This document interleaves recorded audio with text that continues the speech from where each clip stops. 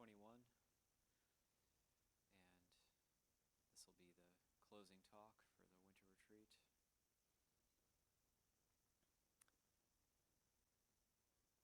I had to step out for a minute after the evening chanting and coming back, seeing everybody meditating. It's so inspiring. It's not only grateful for the service of the retreat crew, but also just for the practice, the whole community, and it's wonderful to be a part of it. Proud to be a part of this community. And whatever is happening in the mind, that meditation, just that meditation posture and that intention to train and then intention to meditate is very important.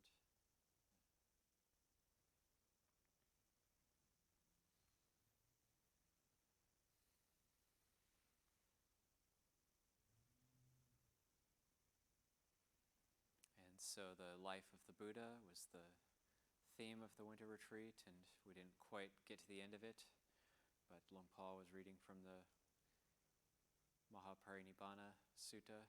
It's a very important sutta. A lot of good principles of Dhamma contained in there.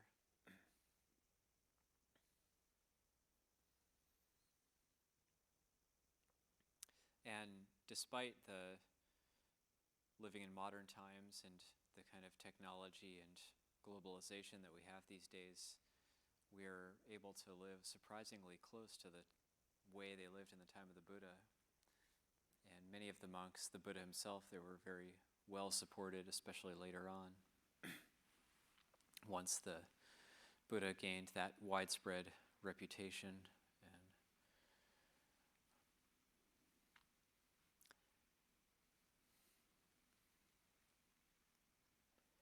so if we have that willingness to train, and with that willingness to train, then we can, any of us can live like in the time of the Buddha and train in that way. There's nothing stopping us from that. All we need is sila, samadhi, panya.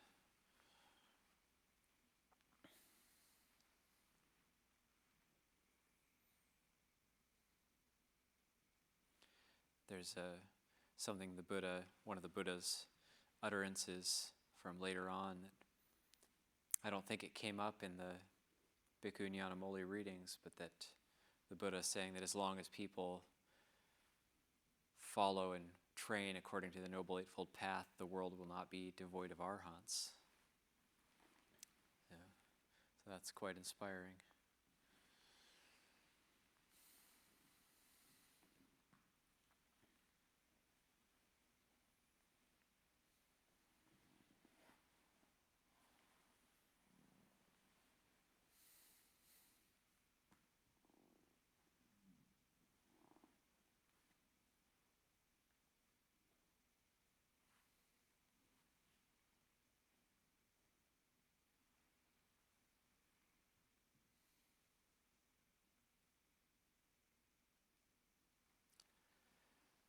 And also there's some springtime energy bursting out of the mountainsides. So there's flowers, wildflowers, and the birds in the morning, the doves. There's the doves, you can hear them in the morning now.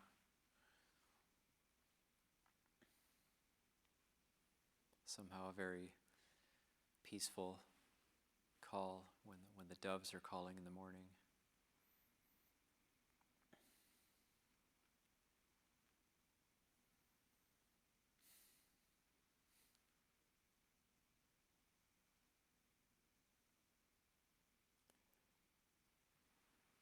So as time goes on, then how do we keep practicing? What is it that keeps us on the path? So just something we can ask ourselves.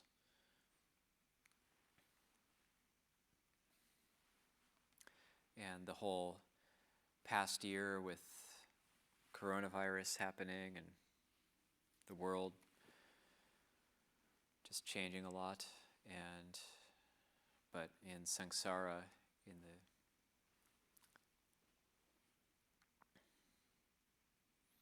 in the big scheme of things, it's just a blip on the screen.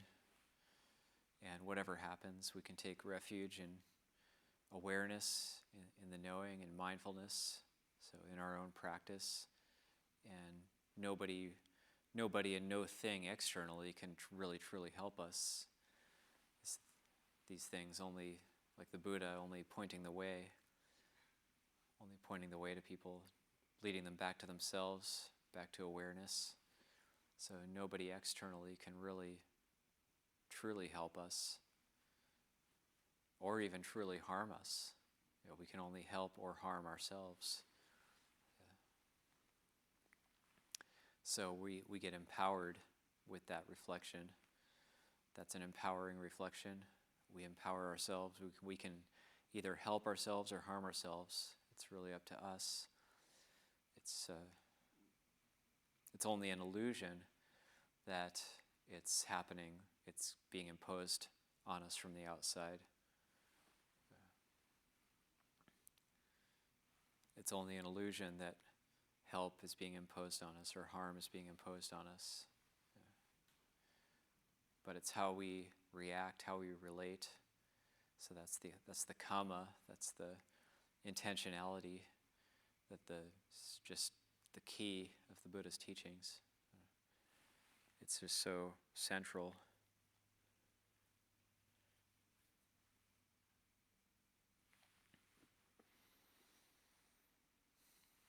But then we cultivate gratitude because we have that acknowledgement of people who point us back to ourselves and remind us to train, help us to train. That can be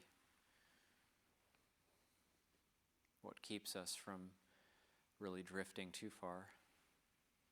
But ultimately it's up to ourselves. That's the atahi atano nato. So there's no refuge other than ourselves. No refuge apart from ourselves.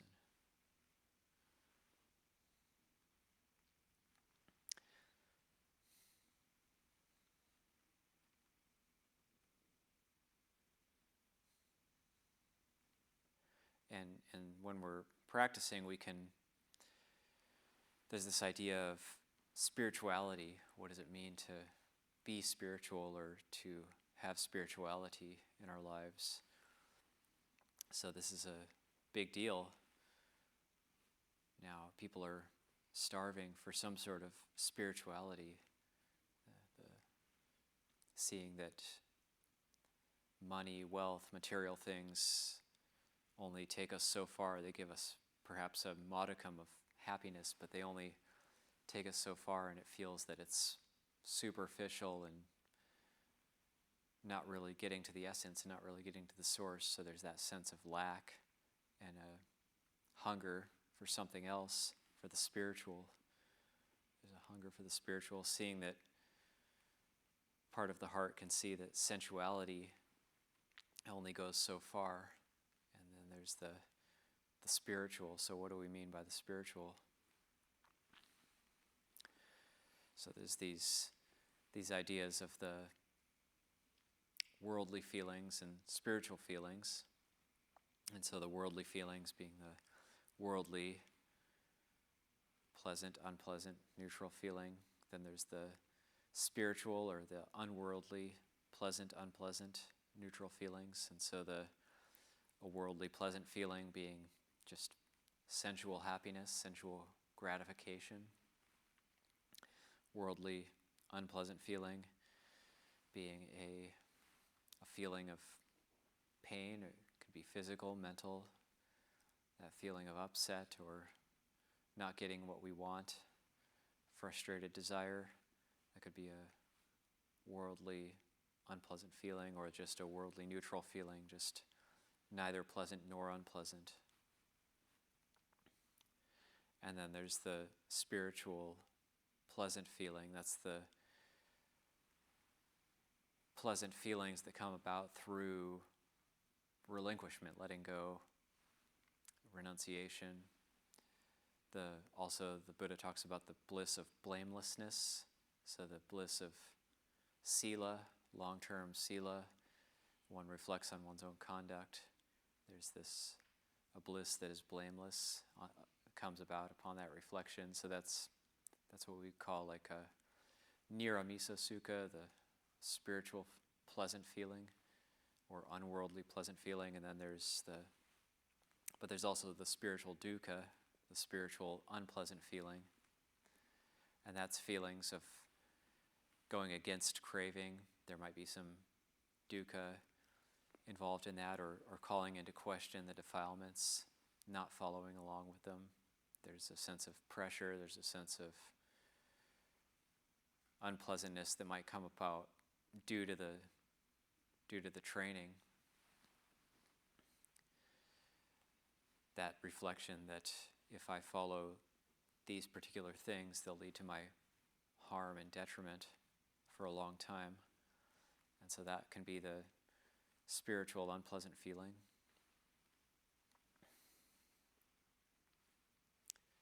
And then there's the spiritual neither pleasant nor unpleasant, but that's the equanimity, abiding in mindfulness and clear comprehension, that clear awareness.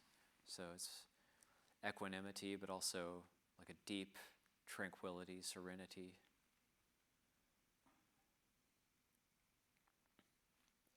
So that's the difference between the worldly feelings and the spiritual feelings.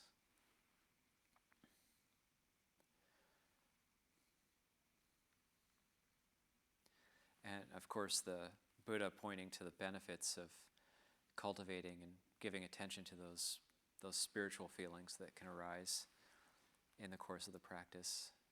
And also they're related but the spiritual happiness is much more stable and firm.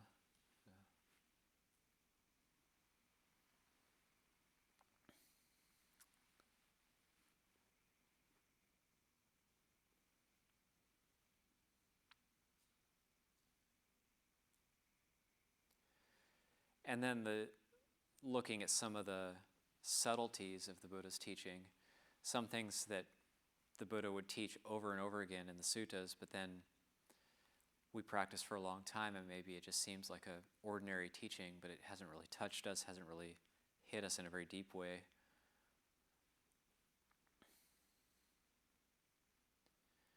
So for example, these teachings on generosity, so this is why did the Buddha formulate, one formulation of the path is dana, sila, bhavana. So dana as the beginning of the path. And that particular teaching, it cuts right through that idea of what can I get from this situation? How is this going to benefit my practice? That just cuts right through that whole idea of doing my duties to get them out of the way so I can go and meditate.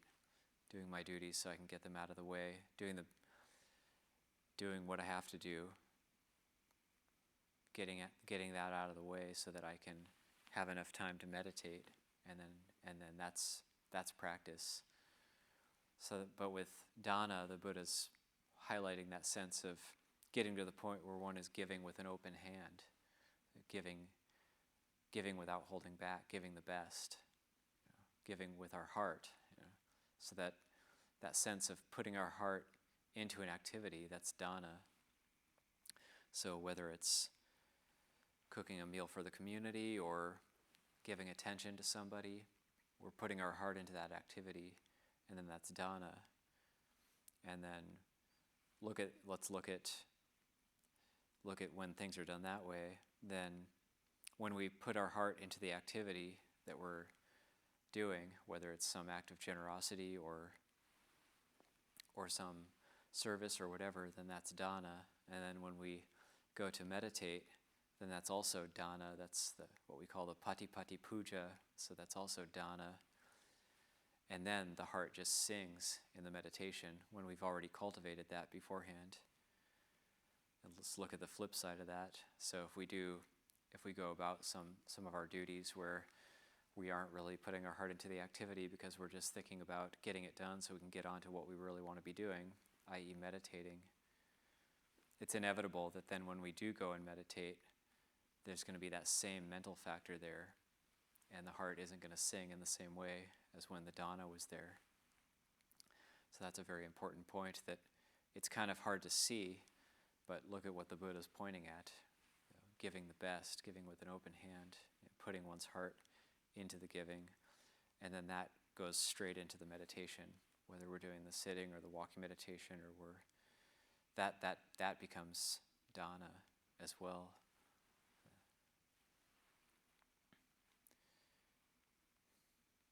So that's a profound aspect of how to really build a strong foundation for the path.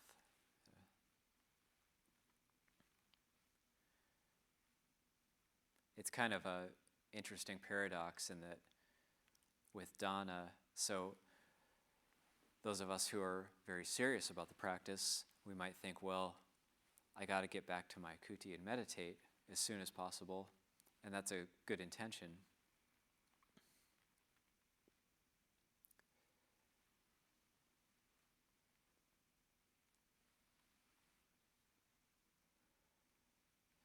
And so we might just try to do our duties quickly, not really put our heart into them, try to get it done as quickly as possible, get back, and we don't gain as much benefit in that way.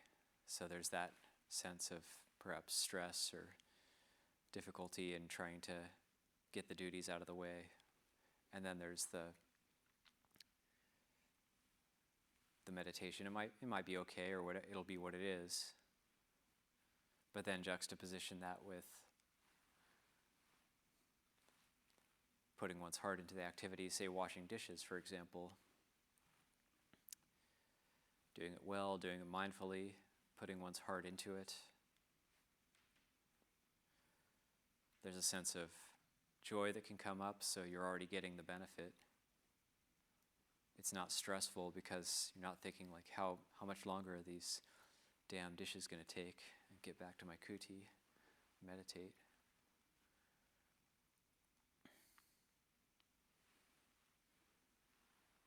So you're already receiving the benefit of the dana by putting your heart into the activity. We put our heart into the activity, it's peaceful, it's enjoyable, it gets done well. And then the heart is already in that state. We get back and it's not different. We sit down, it's just a change of postures. We walk, it's just a change of postures. We reflect on having done a good job, having put our heart into the activity, then when we're alone, then we can meditate, we can do what we will, it'll be good. So that's how we really get on with things. That's what carries us through the practice. And it's just ordinary, but that's how it builds. That sense of dana, then it builds on itself. Then the sila and the bhavana aspect, it just comes naturally. And it just builds up in that way. And we're just living each day with awareness and with that sense of dana, and that's really important. As time goes on, we start to receive the fruits of that wholesome intention. When we start to receive the fruits, and the mind may be distracted sometimes, or even quite a bit, but there's that deep inner happiness which then carries us. Then you get the katanyu katawedi, the gratitude, because the practice is working. Something that really strikes me from some of these teachings that were read over the past few weeks were that the Buddha is talking about, he knows one of the powers of the Tathagata, that he knows the possible and the impossible. And he says, like, someone would not be able to rightly say that the Tathagata, having taught the Noble Eightfold Path, if one practices according to that teaching, that they wouldn't achieve liberation. So one can't say that. So if one's actually practicing according to the teaching, according to the path, that's the path to liberation. But then, so if we're not getting it, we can't blame it on the teaching. We can't blame it on the Buddha. But there has to be an aspect that we haven't understood yet. There has to be an aspect we haven't seen clearly yet. That's the contemplation. That's what we call the contemplative life, where we live with that openness and that contemplation. And that openness is super important as well. So that openness being a willingness to adjust ourselves, or a willingness to shift our views, our willingness to just be open.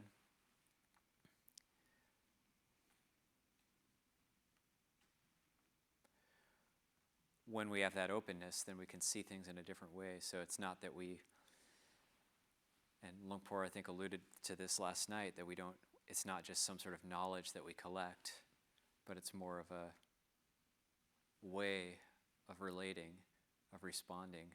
That's the panya, skillful response. And that comes from the mindfulness, the sati, that sense of sati sampajanya, the clear knowing and awareness, that sense of carefulness that we cultivate in the monastery. So I don't have that much to say this evening, but I just want to express gratitude to the winter retreat crew and also to the community for the practice. And I apologize, I haven't been as available as I wanted to be this retreat. I have my own difficulties I had to go through, and have come out the other end. So having my own dukkha to look at, and haven't been able to lead as much qigong or be as available as I wanted to be, but hopefully people have been able to practice on their own and gain the benefit from that. And I just want to say anumodana to everybody, and I will leave it there for this evening.